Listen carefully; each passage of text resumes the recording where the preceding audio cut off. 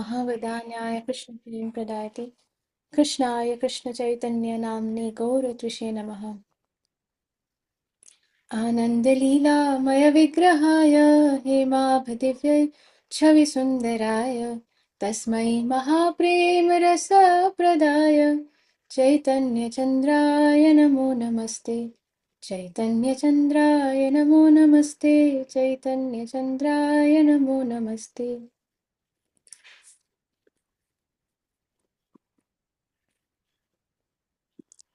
Today I did not offer the Vaishnav Pranam mantra, so Vanshakalpatarubhasya kripa sindhubhayeva cha patitanam pavane Vaishnavebhyo namo namaha. Ananta Koti Vaishnavrinda ki jai. जय जय श्री चैतन्य जय नित्यानंद जय द्वैत चंद्र जय गौर भक्त वृंद। हरे Krishna Krishna Krishna Hare Hare Hare Ram Ram Ram Hare Hare.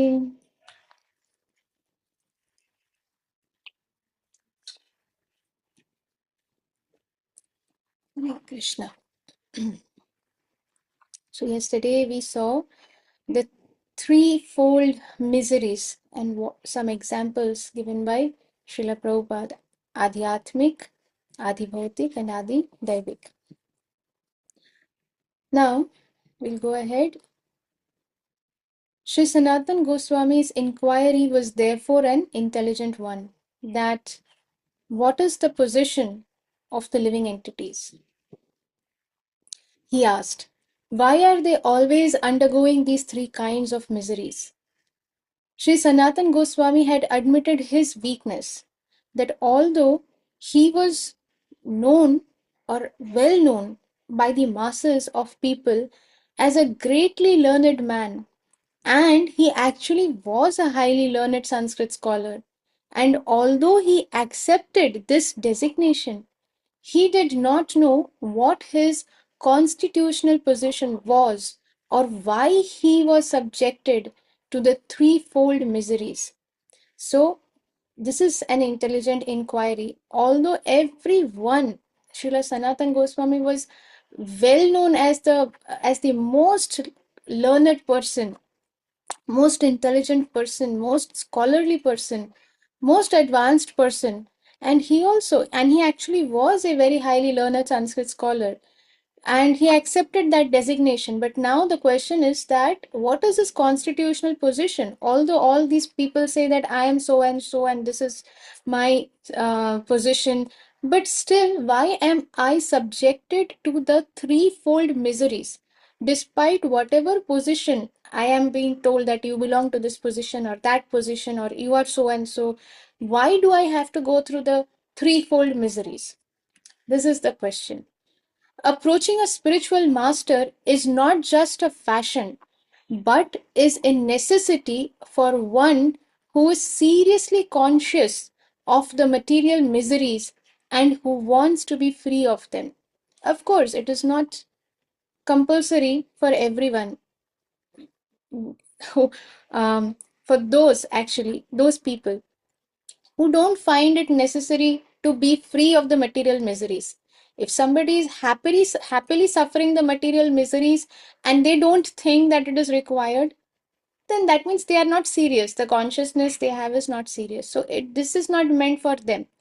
Who is this meant for? It is meant for those people who are seriously conscious, who seriously want to come out of these material miseries and want to be free of them. Therefore, they should approach a spiritual master, not just like a fashion. Just because everybody is taking Diksha, let us go and take Diksha. No. It is the duty of such a person to approach a spiritual master. In this regard, we should note Arjun's similar circumstances in the Bhagavad Gita. When he was perplexed by so many problems involving whether to fight or not, he accepted Lord Krishna as his spiritual master. As with Lord Chaitanya's instructing Srila Sanatan Goswami, the Bhagavad Gita is also a case of the supreme spiritual master instructing his disciple about the constitutional position of the living entity. Same discussion. In the Bhagavad Gita, we are informed that the constitutional nature of the individual entity is spirit soul. He is not matter. So, Bhagavad Gita, we are informed that what is our constitutional position? We are the spirit soul. We are not the matter. We are not the body. And what is the body? It is the perishable. It is made of the. It is made of matter and it is perishable. But we are not perishable. We are not that body. We are not the matter. We are the spirit soul. Spirit soul is eternal. It is unborn. It has no death. It cannot be burned. You cannot make it wet by drowning it in water or by dipping it in water. You cannot cut through it. So it is a non-perishable, and it is that is what we are. That is our actual constitutional nature. As spirit soul, he is part and parcel of the supreme soul, the absolute truth, the personality of Godhead. We also learn that it is the duty of the spirit soul to surrender to the supreme soul. Actually, in fact, today, this morning, I was reading that Einstein is a scientist, we all know, and so is Marcus. Marcus is also one of the scientists. And when Marcus's son died, Einstein, I was going to say Srila Einstein, but Einstein had written a letter to Marcus when his son died, and there he had quoted this part, this important thing, that we are not the perishable matter or the body, but we are actually the spirit soul. This was the content of the letter, that we are actually spirit soul, and that this spirit soul is part and parcel of the supreme, or you can say the universe as it is well known. So, and we all know that Einstein used to read the Bhagavad Gita. So this message is coming from Bhagavad Gita, and that message he had sent to another scientist when he was he lost his what do you say, the balance, or of course because he lost his son, so he was in complete distress, and that is when Einstein had written this to him in the letter, that what you are um, lamenting for is actually not perishable. The body is here, but the son is not gone because he is the spirit soul. So this just reminded me that today morning only I was reading this, and I just remembered it. So we also learn that it is the duty of the spirit soul to surrender to the supreme soul, for only then can he be happy. The last instruction of the Bhagavad Gita is that the spirit soul should surrender completely unto the Supreme Soul, Krishna, and in that way realize happiness. So, in the Bhagavad Gita, we are informed about the constitutional nature of the individual entity, which is spirit soul. So, we are the spirit soul, that is our constitutional nature. Second, we are not the matter, so we are not the body, or we are none of the things that we see actually. We are what we cannot see. As spirit soul, we are part and parcel of the supreme soul, which is the absolute truth or the personality of Godhead. Then we also learn, fourth point, we also learn that it is the duty of the spirit soul, that means us. It is our duty to surrender to the supreme soul. Only then we can be happy. If we don't surrender to the supreme soul, if we try to do things our way, we will never be happy. The last instruction of the Bhagavad Gita is that the spirit soul should surrender completely onto the super soul or Krishna, and in that way realize happiness. Partial surrender will not do. Partially I will surrender and do what Krishna is saying, but partially I will do what my mind and heart is saying and what gives me pleasure. No. Then again we will be entangled. We will not realize happiness. Here also, Lord Chaitanya, answering the questions of Sri Sanatan Goswami, repeats the same truth. Obviously, the truth remains, therefore it is called absolute truth. absolute truth doesn't change with the change of subject. The subject is Arjun, so the truth was different. Now the subject is Sri Sanatan Goswami, now the truth will be different. It doesn't happen that way. Therefore, it is absolute truth. It remains same no matter which yuga it is, who is the person listening to it, does not matter. There is a difference, however. Here, Lord Chaitanya does not give the information about the spirit soul that is already described in the Bhagavad Gita. Rather, he begins from the point where Krishna ended his instruction. Sarvadharman parityaja mam ekam sharanam vraja. Aham tvam sarva papebhyo mokshayishyami ma suchaha. That is where Krishna ends. That is where Lord Chaitanya begins giving his instruction to Sri Sanatan Goswami.